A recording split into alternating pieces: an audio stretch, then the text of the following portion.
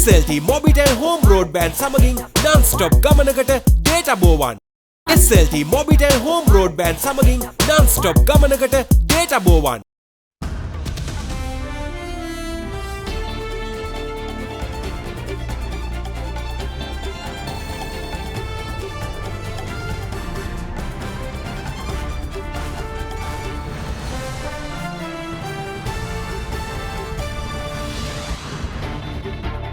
The people's wrath. Thousands of undeterred protesters take capital Colombo by storm, breaching the president's house, the presidential secretariat and the prime minister's residence, Temple Trees. Political turmoil. Sri Lanka's prime minister offers resignation.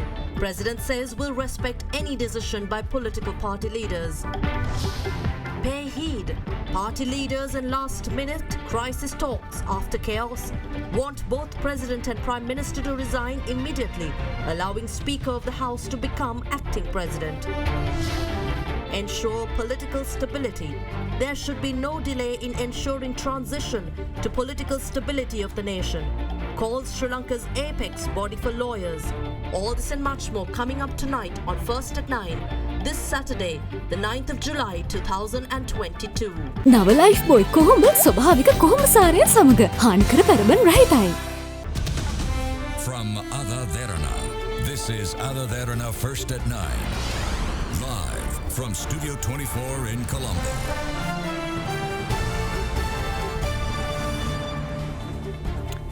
Welcome to AdaDerana English News, and I'm Indivari Amuatha. Thousands of protesters stormed into Colombo today, breaking barricades and entering the president's house, presidential secretariat and Temple Trees in Sri Lanka's financial capital, Colombo. People are objecting the government's decisions and mechanisms over their failure to tackle the economic crisis the country is faced with. It was also reported that 46 persons have been injured during clashes between security forces and they are being hospitalized. A team of journalists have also been injured. Thousands of protesters marched into the capital, Colombo, amid a cut to fuel supply, public transportation withdrawn, and warnings of law enforcement action if violence, damage and assault committed during demonstrations.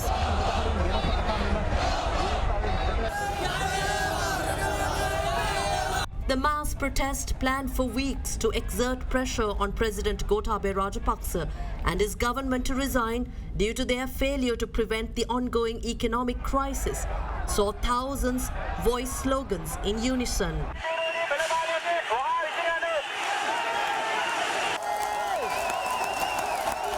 Anti-government factions, civil organizations, members of the clergy, university students were among thousands of civilians who gathered in protest.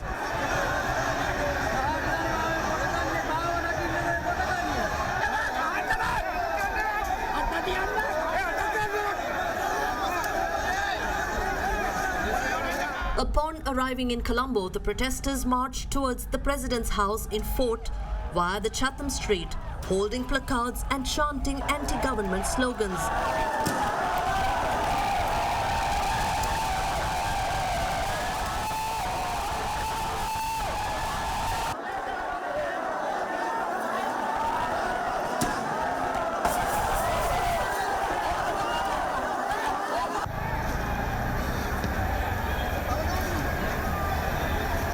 A tense situation then erupted as protesters attempted to continue their march towards the president's house, breaking barriers set up by the army down Chatham Street.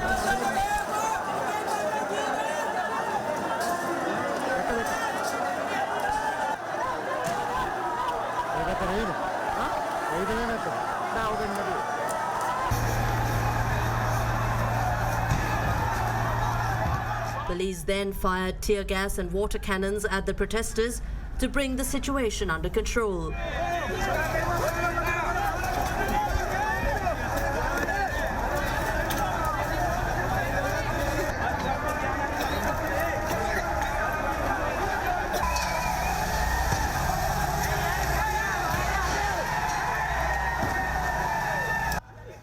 Undeterred, the protesters pressed forward towards the president's house, leading to another round of police tear gas and water cannons.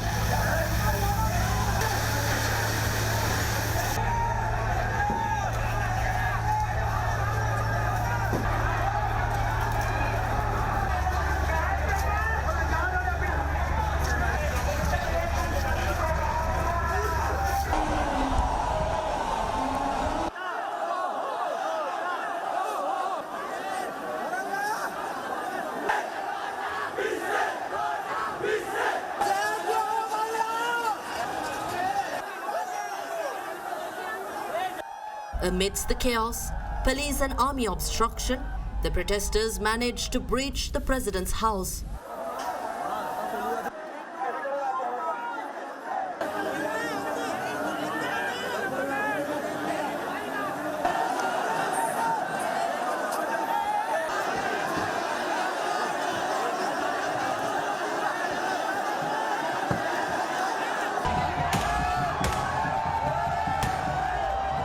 The demonstrators were seen entering the president's house on a police truck.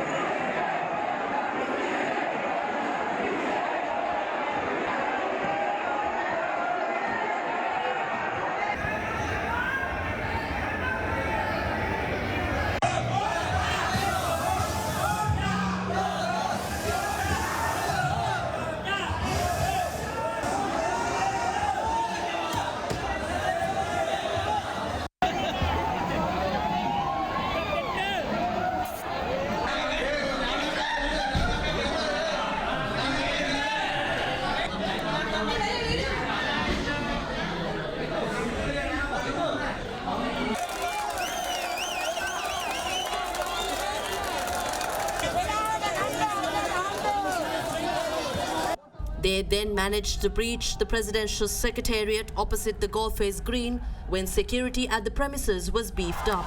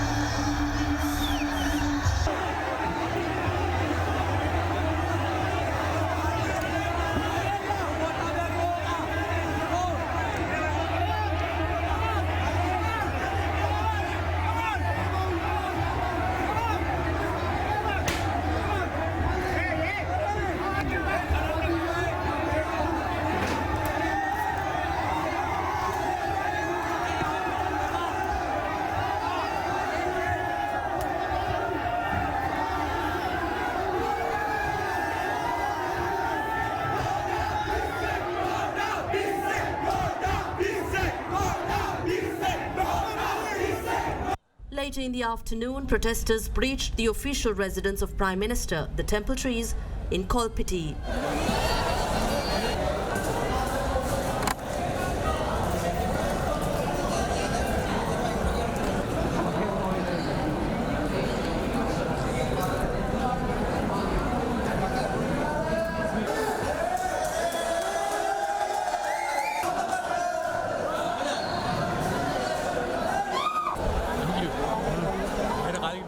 In the meantime, protesters also attempted to enter the private residence of Prime Minister Ranil Wickremesinghe. However, police fired tear gas and water cannons to disperse them.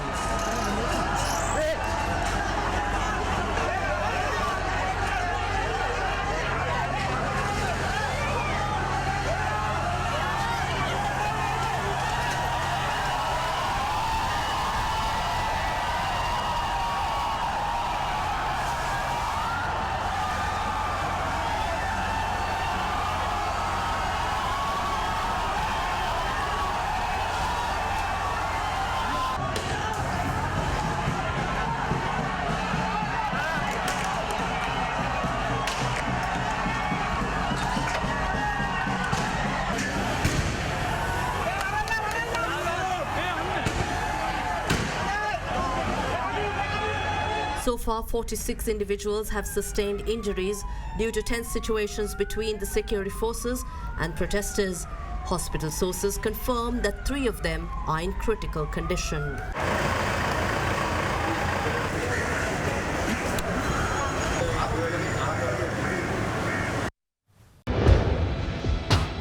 Big 3. Well, in news just in, protesters have stormed the residence of Prime Minister Ranil Wickremesinghe at 5th Lane, Colombo 7. Now, this is the private residence of the Prime Minister Ranil Wickremesinghe.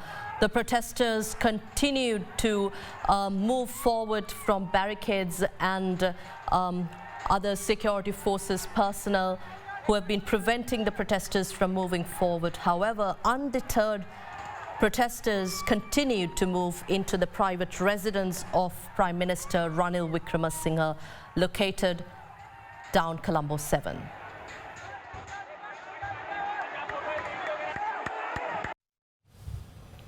And the Bar Association of Sri Lanka calls upon President Gotabaya Rajapaksa to consider whether he can continue to fulfill his obligations and the powers and duties as President of Sri Lanka any longer. The Executive Committee of the Bar Association of Sri Lanka calls upon the Prime Minister, Speaker, Cabinet of Ministers and Members of Parliament to immediately ensure the political stability of the nation is secured forthwith. The BASL said that there should be no delay in ensuring such a transition. The statement went on to say that they call upon the police and the armed forces to ensure that no further harm is caused to the people who are engaged in protest. It also said that they call upon the members of the public to protect public property, especially the Presidential Secretariat and the President's House, which are historical sites in Sri Lanka, and to ensure that no harm is caused to any individual.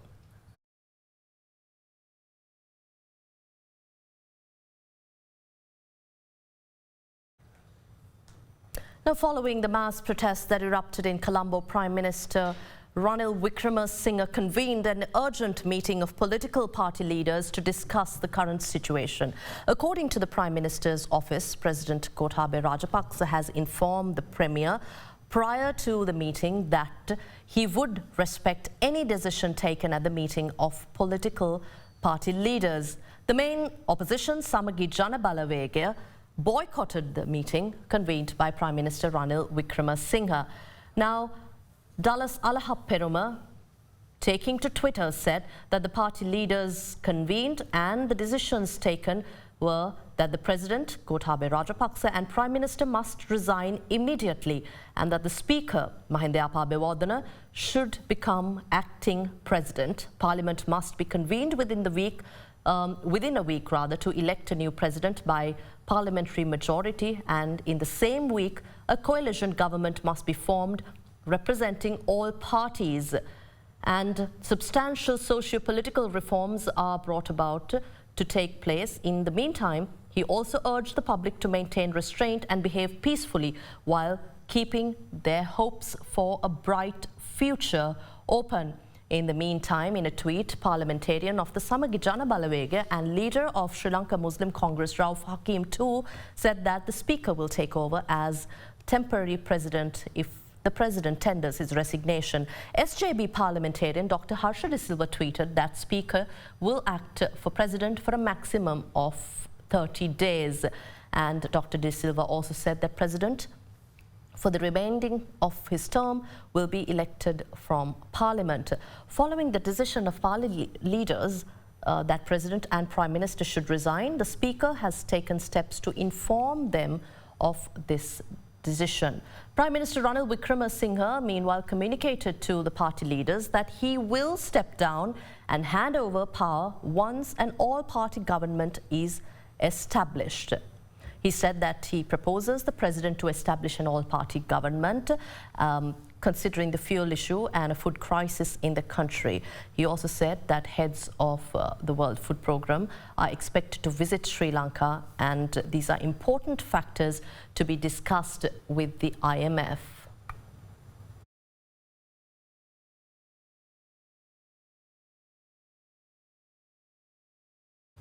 Police curfew imposed to several parts of the Western Province last night ahead of the protesters was lifted this morning after fierce opposition by lawyers, rights groups and other parties calling the move illegal. While questioning the IGP on what basis the curfew was imposed, several parties and organizations objected to the declaration of curfew as a blatant violation of fundamental rights. In such backdrop, curfew was lifted by 8 a.m. today. Police curfew was declared last evening in several areas of the Western Province that include police areas of Negombo, Kelaniya, Nugegoda, Mount Lavinia, Colombo North, Colombo South and Colombo Central until further notice.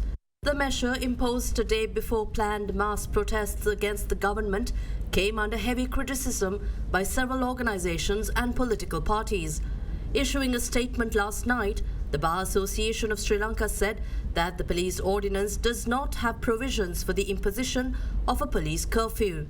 It also said that imposition of such curfew is blatantly illegal and it violates the fundamental human rights of the people of the country that are protesting against President Gotabaya Rajapaksa and the government over their failure to protect basic rights of the public.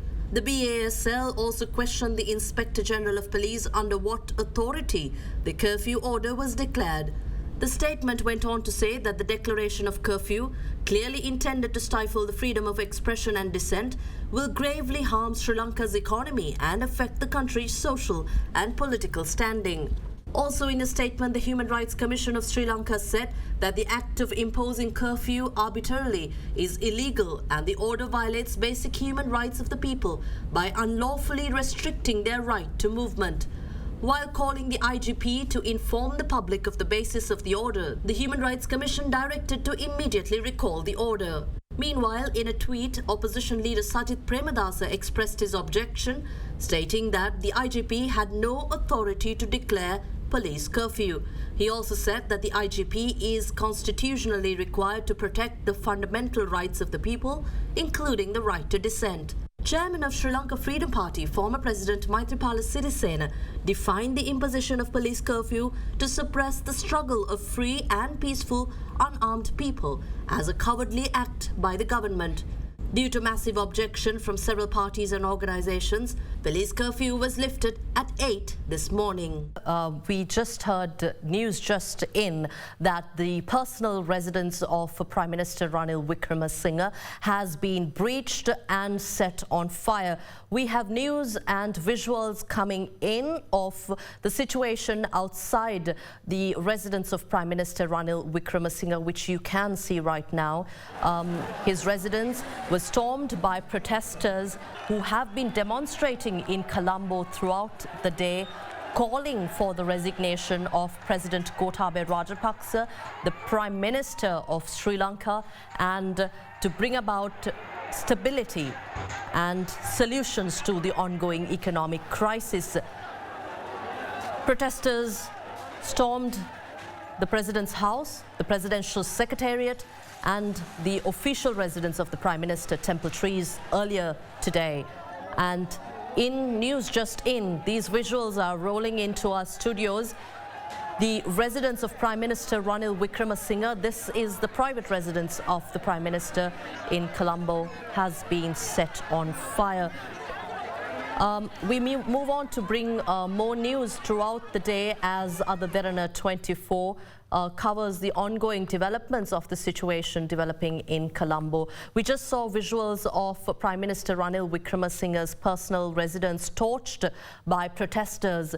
Now, during a tense situation opposite Prime Minister's residence earlier, the police STF had attacked 6 News First journalists who were covering the ongoing protest.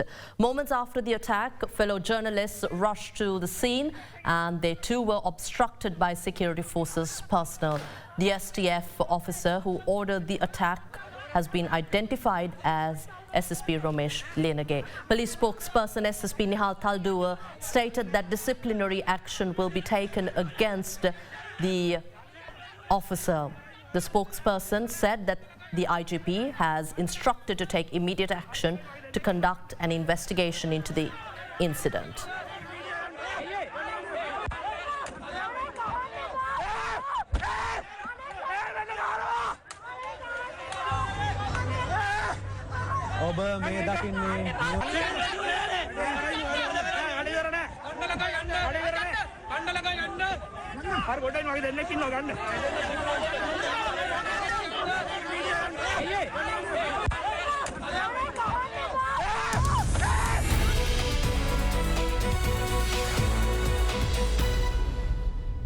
The long-awaited fertilizer will be distributed among the farmer community starting tomorrow with the arrival of a consignment of 44,000 metric ton shipment today. The consignment of urea was procured under the Indian line of credit as phase 1 from a total consignment of 65,000 metric tons due to Colombo. The Agriculture Minister said earlier that 30,000 of the 65,000 metric tons will be used for paddy cultivation, 20,000 for maize and the remaining stock for tea plantation. A shipment of 44,000 metric tons of urea fertilizer from Oman arrived at the port of Colombo this morning. The fertilizer shipment was secured via a $55 million Indian line of credit that was given from the Export and Import Bank of India. Speaking at a media briefing yesterday, Minister of Agriculture Mahinda Amaraweera said that fertilizer distribution will begin tomorrow. මේ නැවෙනවා metric ton 43999ක්. ඊළඟට තව එන්න තියෙනවා ඉතිරි ප්‍රමාණය. අනිද්දා ඉඳලම අපි බලාපොරොත්තු වෙනවා මේවා දිස්ත්‍රික්කවලට ප්‍රවාහනය කළ දෙන්න ගොවිජන මධ්‍යස්ථාන හරහා මේ පෝර ගේනවා කියපු වෙලාවෙ ඉඳලා ගොඩාක් අය කියන්න ගත්තා මේ එන්නේ බාල පෝර කියලා. අද වෙනකොට ජාත්‍යන්තර වශයෙන් ලැබුණු වාර්තා තුනම අපේ ප්‍රමිතියට වඩා ඉතාමත් හොඳ තත්යකට ප්‍රමිතියටත් වඩා ඉහළ මට්ටමකට ඒ වාර්තා තුනේම සඳහන් වෙනවා. පෝර මිටියක් අද වෙළඳ පොලේ තියෙන 40000කට වැඩියෙන් අපි මේ පෝර ලබා දෙන්නේ රුපියල් 10000 බැගින්. Also in business news, Governor of the Central Bank, Dr. Nandalal Veerasinghe, said that the central bank was not consulted when submitting a cabinet paper on extending moratorium for the tourism sector for a further period of 6 months. Speaking at the Monetary Policy Review on Thursday, Dr. Veerasinghe said that they are unable to implement such extension to moratorium, which expired on the 30th of June without proper financial mechanism. During the Monetary Policy Review on Thursday, Central Bank of Sri Lanka announced a list of concessions that will be granted to debtors of financial institutions affected by the ongoing economic crisis. Aiming at the small and medium-scale enterprises, the guidelines allow banks discretion to discuss with debtors on settlement periods. The guidelines include information on concessions for performing and non-performing credit facilities, facilitating early settlements, and also pertaining to reporting to the Credit Information Bureau.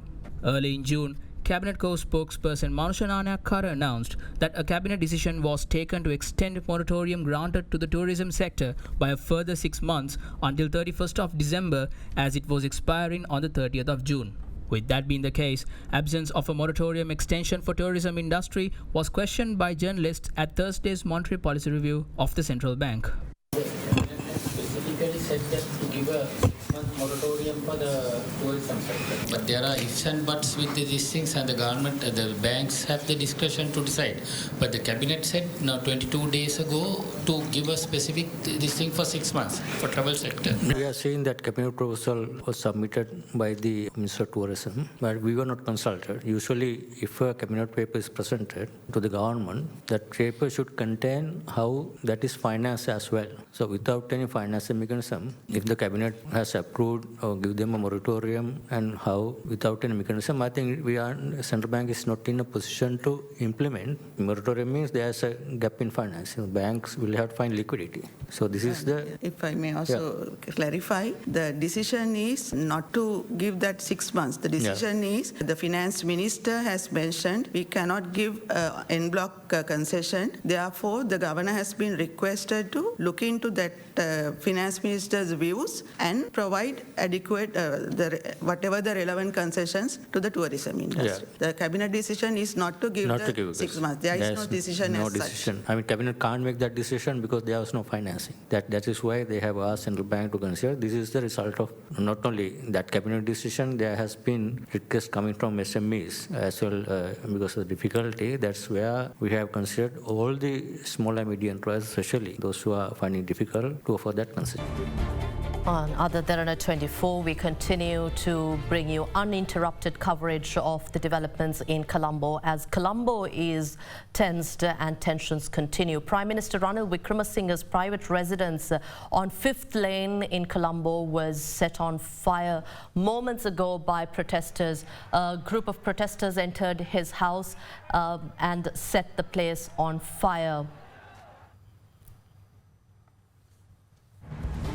That wraps up AdaDerana English News for now, but do stay with AdaDerana 24 as we continue to give you uninterrupted coverage of developments in Colombo.